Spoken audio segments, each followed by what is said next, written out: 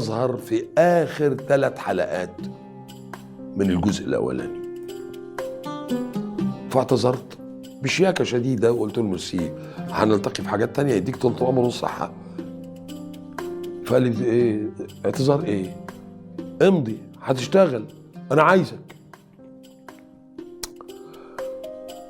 الراجل مفيش حد ما بيحبوش، مفيش حد ما يتمناش انه يشتغل معاه، مخرج ناجح بكل معنى الكلمة، ولكن الشخصية مش مغرية.